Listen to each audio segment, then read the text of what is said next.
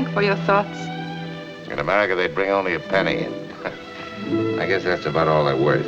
Welcome to MsMojo, and today we're counting down our picks for the tenderest and most swoon-worthy scenes in classic movies. This list does spoil a few movies, so here is a spoiler alert. You will not tell? Tell what?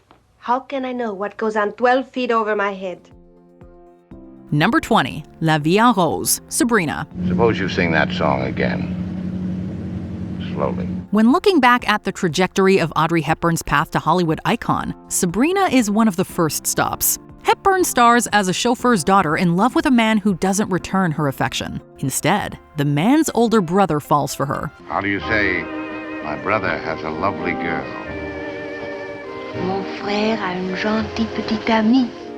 And how do you say, I wish I were my brother? The two twirl on a dance floor in Paris as La Vie en Rose plays. They both realize something is happening between them, but they don't say it outright. It's all longing gazes and half-revealed truths, but it's clear in their eyes just how much they're starting to care for each other. Why are you looking at me that way?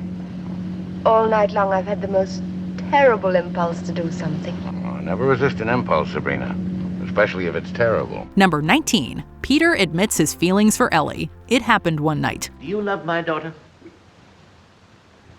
Any guy that had fallen in love with your daughter ought to have his head examined. Now that's an evasion. Most modern rom-coms owe a debt to this 1934 Best Picture winner. In it, Clark Gable plays Peter, a roguish reporter who gets the scoop of his life when he intercepts Claudette Colbert's runaway heiress, Ellie. Their contempt for each other cools, and when it comes time for them to part and for her to marry a rich man, Peter has no interest in the reward money. You're a peculiar chap. Yeah, we'll go into that some other time. The average man would go after the reward. All you seem to be... Listen, did anybody ever make a sucker out of you? This is a matter of principle. Gable plays Peter's frustration and pride brilliantly. Even when he admits to Ellie's father that he's in love with her, he can't help but spit it out. It makes his pretending that he doesn't love her all the more suspenseful. A normal human being couldn't live under the same roof with her without going nutty. She's my idea of nothing. I asked you a simple question. Do you love her? Yes! But don't hold that against me. I'm a little screwy myself. Number 18, Robin and Marian, The Adventures of Robin Hood. When Maid Marian confides in her nurse about her feelings for Robin of Locksley, she asks breathlessly what it feels like to be in love. Of course, as it turns out, Robin has been listening the whole time. I must say. Keep quiet, Bess. Are you completely mad? Why did you come here? To see you. Marian is anxious about the possibility of Robin being discovered, even denying her love for him to make him leave. Robin is undeterred, only flirtatiously reminding her that if he goes, he will have to face the bloodthirsty king's guards below. The very thing. 5 men-at-arms talking in a group. They'll break the fall beautifully. Goodbye, my lady. Robin! Yes? Please. Then you do love me, don't you? Don't you? You know I do. Well, that's different. With her confession, he happily climbs back in her window. Their romantic interlude plays out as throbbing strings fill the soundtrack, and the two embrace for the first time. You know you're very impudent. Me? You are. And when my real guardian, King Richard, finds out about your being in love with me. I know. You make me court-chested. Number 17, We Have the Stars, now Voyager. He allowed this visit as a test. And if I can't stand such tests, I'll lose Tina. And we'll lose each other. Real life isn't like the movies. In real life, goodbyes are never quite as romantic, and the dialogue is never as sharp. But now Voyager gave us an all-time great ending that spoke to some big emotions. Now I know you still love me, and it won't die what's between us. Do what we will. Ignore it, neglect it, starve it. It's stronger than both of us together.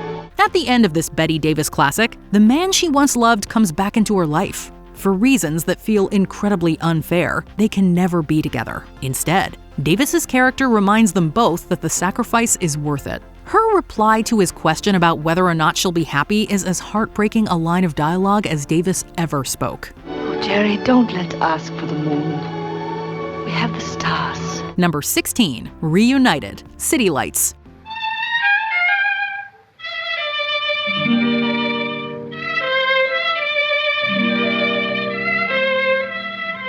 Charlie Chaplin wrote, directed and starred in this post-silent era silent romance about a street tramp who falls in love with a woman who's blind. After a bizarre set of circumstances, he ends up with a millionaire's money and can get it to the woman before he's arrested. The two meet again months later. Her sight has been restored by an operation she could only afford because of him. But she does not recognize him. We watch transfixed as the two nearly miss each other. Only the touch of his hand clues her in to who he is.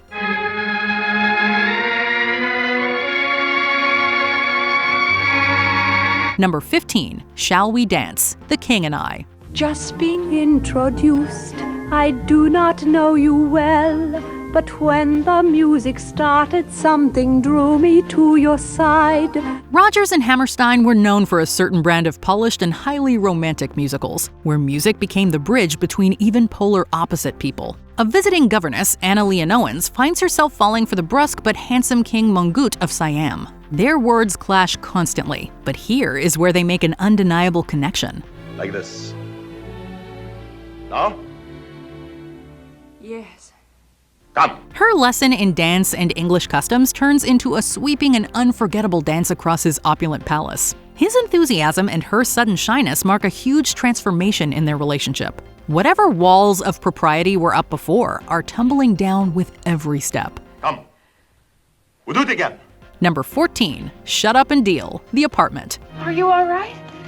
I'm fine. Are you sure? How's your knee? I'm fine all over. Mind if I come in? Billy Wilder's romantic comedies could get surprisingly dark. In this one, Jack Lemmon stars as Cece Baxter, an unmarried executive who loans out his apartment to his married co-workers so they can carry on affairs. He falls in love with one of their guests, the depressed and sarcastic elevator operator Fran. I wonder how long it takes to get someone you're stuck on out of your system. If only they'd invent some kind of pump for that.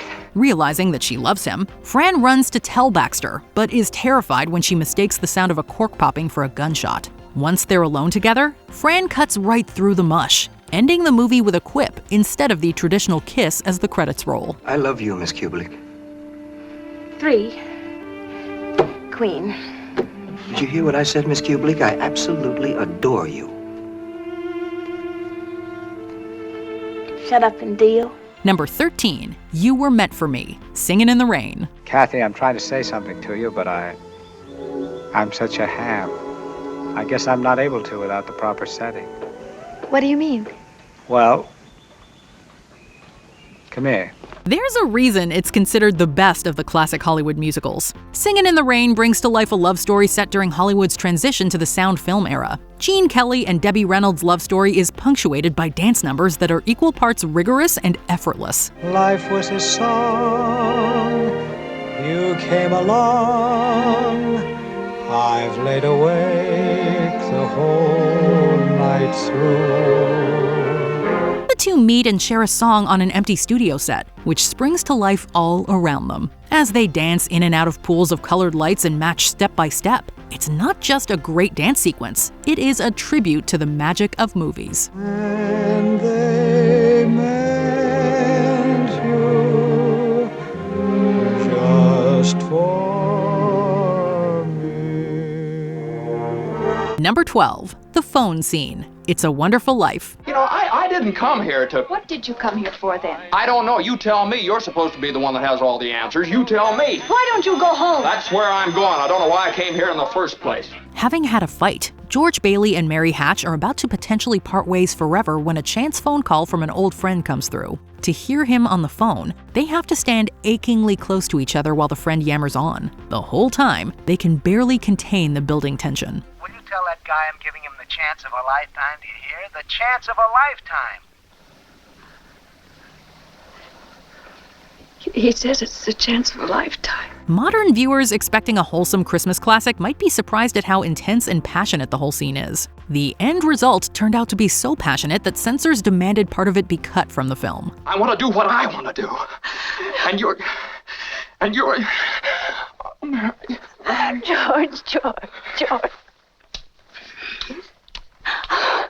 Mary. Number 11, Kissing in the Surf, From Here to Eternity. Taking a chance on 20 years in Leavenworth for making dates with the company commander's wife? And her acting like Lady Esther's horse, and all because I got here on time.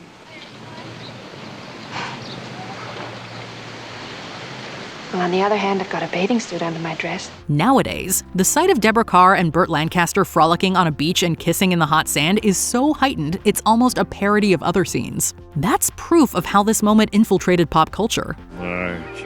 Homer. I've got sand in my underpants. Me too. Let's go home. In its original form, their loving embrace, set against sumptuous footage of crashing waves captured in crisp black and white, was enough to send 1953 audiences into a frenzy. This is romantic melodrama at its very finest. There's so much longing between this soldier and a superior officer's wife that it practically burns a hole in the screen. I never knew it could be like this. Nobody ever kissed me the way you do. Number 10, The Final Goodbye, Brief Encounter. Okay, so technically Brief Encounter isn't a Hollywood film, it's a British one. But this 1940s classic is too iconic to leave out of our list. Do you think we shall ever see each other again? I don't know. Not for years, anyway. The movie tells the story of an emotional affair between two married people, Laura and Alec, who have a chance meet-cute at a train station. Like many films of the era, it's both melodramatic and painfully restrained. In the much parodied denouement, the couple have agreed that they must part forever and are saying a final farewell. I want to die. If only I could die. If you died, you'd forget me. I want to be remembered.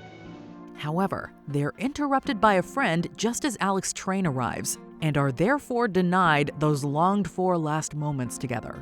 This heartbreaking finale has become one of the most famous breakup scenes in movie history. I felt the touch of his hand on my shoulder for a moment. And then he walked away. Away out of my life forever. Number 9, The Kiss in the Rain, Breakfast at Tiffany's. It may be a cliche, but kissing in the rain is one romantic trope we cannot get enough of. Breakfast at Tiffany's gives us the definitive example. Holly, I'm in love with you. So what? So what? So plenty. The most memorable image of the movie is Audrey Hepburn's Holly Golightly in that dress. But the most romantic scene comes during the film's finale. You're chicken. You've got no guts. You're afraid to stick out your chin and say, okay, life's a fact. People do fall in love. People do belong to each other. Because that's the only chance anybody's got for real happiness. Holly is hit with the realization of what and who she really wants. She begins frantically searching for Paul, who in turn is looking for her lost cat. She discovers them both down an alleyway, and all three are reunited in a rain-soaked embrace. It's a very different ending from the book, but it's so romantic that we don't care.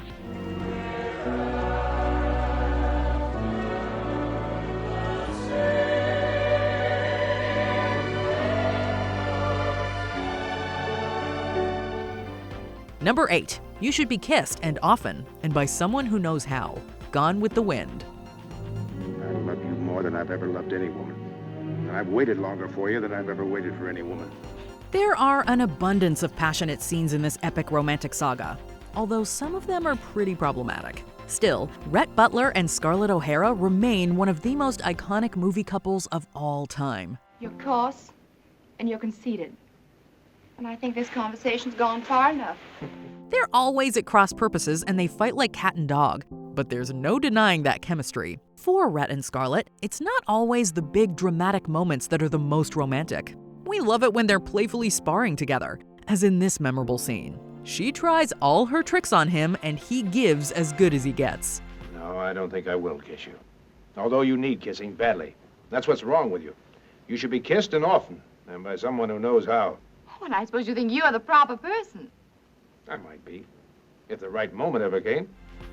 Number 7, Homer and Wilma, The Best Years of Our Lives.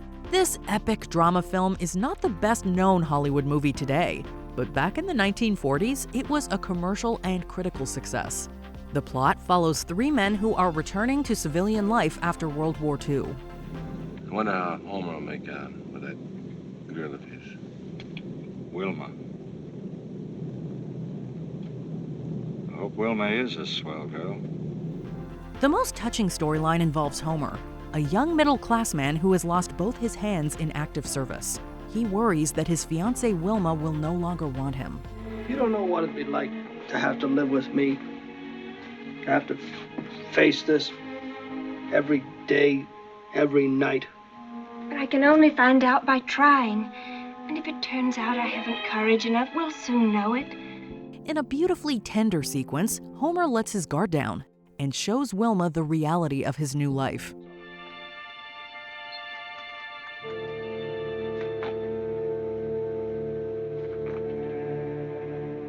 She accepts him wholeheartedly. The moment is made all the more poignant as Homer was played by a real veteran who had also recently lost his hands. I told you I loved you.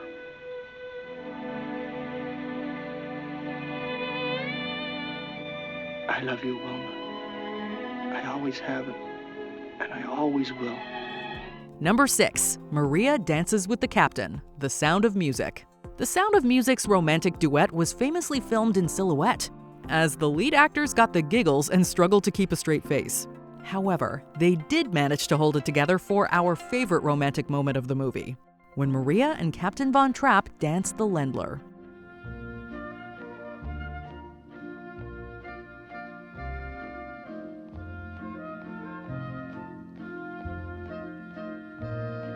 Maria is attempting to teach Kurt the steps of the Austrian folk dance, while the captain watches from the doorway. After a few moments, he decides to cut in. Do allow me, will you?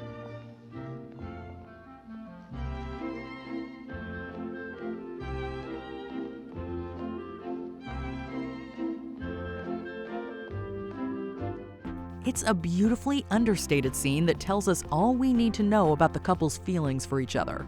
For the length of the dance, we're able to watch them together, and their chemistry is unparalleled. I don't remember anymore. Your face is all red. Is it? I don't suppose I'm used to dancing. Number 5. Love is Here to Stay, An American in Paris. Let's walk along the river. All right. We all love a romantic dance scene, and classic Hollywood has got some great moments to choose from. From Funny Face to The King and I, we are spoiled for choice.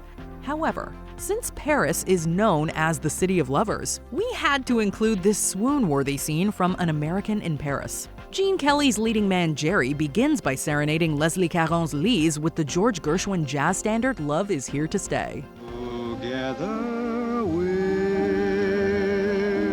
going a long, long way.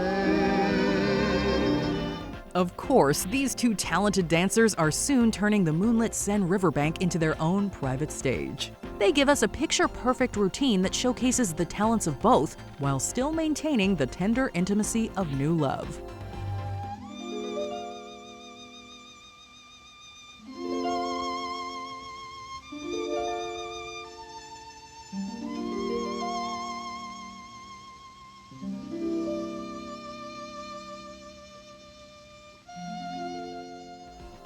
Number 4. As originally and most beautifully planned, The Philadelphia Story. This classic romantic comedy follows a divorced couple who find themselves falling in love for the second time. Katharine Hepburn plays Tracy, a socialite engaged to be married. Her resolution wavers when her ex, Cary Grant's Dexter, comes back into the picture. There's been a slight hitch in the proceedings. I've made a terrible fool of myself, which isn't unusual. The final scenes of the film see Tracy calling off her marriage to potential husband number 2. Luckily, however, Dexter is there to step into the breach and propose a more satisfying resolution to the story. But I hope to make it up to you by going through with it now as originally planned. But I hope to make it up to you by going beautifully through with it now, as originally and most beautifully planned. It's a sweet, funny, and hopelessly romantic moment that'll make you believe in second chances and happy endings. And if you like it that much, you can see it all over again in 1956's High Society. I feel as though I lived through all this before in another life. Number 3. Somewhere, West Side Story. West Side Story has so many romantic moments, it's hard to pick a favorite. However, the scene that best summarizes the movie's theme is the duet Somewhere. Peace and quiet and open air, wait for us somewhere. The remake gave this song to Rita Moreno's Valentina, but in the original, it's all about Tony and Maria. At this point in the film, the lovers have declared their feelings for each other, but it's already beginning to look as if their romance is doomed. We'll find a new way of living. We'll find a way of forgiving.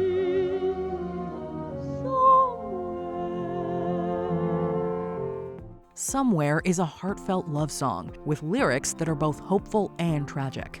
The couple acknowledges that their love can't flourish in this time and place, but they hope that eventually they can be together. Hold my hand and I'll take you there somehow, someday, somewhere. Number 2. Here's looking at you, kid. Casablanca. Casablanca's Rick and Ilsa fell in love during the war, while she believed her husband to be dead. When the star-crossed couple meets again, everything has changed. I saved my first drink to have with you. Here. No, Rick, not tonight. Especially tonight. Why did you have to come to Casablanca? There are other places. I wouldn't have come if I'd known that you were here. Throughout the movie, Rick's bitterness and cynicism eventually make way for a desire to do the right thing. Unfortunately, that means he must give up the woman he loves. In the heart-rending finale, Humphrey Bogart's hero utters his immortal catchphrase. No. He's looking at you, kid. It's a reminder of Rick and Ilsa's shared romantic history together, and all the more poignant as they may never meet again. It's not all bad, though, after all. We'll always have Paris. We didn't have. We lost it until you came to Casablanca. We got it back last night. When I said I would never leave you. And you never will. Before we continue, be sure to subscribe to our channel and ring the bell to get notified about our latest videos. You have the option to be notified for occasional videos or all of them. If you're on your phone, make sure you go into your settings and switch on notifications. Number 1. The Ending, An Affair to Remember. Yeah, she wants to meet me at the top of the Empire State Building. On Valentine's Day. Oh, it's like that movie. What movie? An Affair to Remember. Did you ever see it? One of the best scenes in Sleepless in Seattle is the moment when Rita Wilson describes the final moments of the classic Hollywood movie An Affair to Remember. Starring Cary Grant and Deborah Kerr, it's the story of two people who love each other but are kept apart by circumstance and pride. No. I remember we said that if we could make it, we'd be there. And if one of us didn't show up, it would be for a darn good reason. When Kerr's Terry is hit by a car, she's unable to meet Grant's Nikki at the top of the Empire State Building as originally planned. It's not until he comes to visit her years later that he realizes why she didn't show. It's a close call, but the couple is finally reunited in a scene that doesn't leave a dry eye in the house. It was the nearest thing to heaven. You were there. What classic movie moment made you believe in love? Tell us in the comments. Now let's see, where does this game begin? Oh, I know. It's simple. We'll start where you're in love with me. You are, aren't you? Because I am with you, terribly. Do you agree with our picks? Check out this other recent clip from MsMojo. And be sure to subscribe and ring the bell to be notified about our latest videos.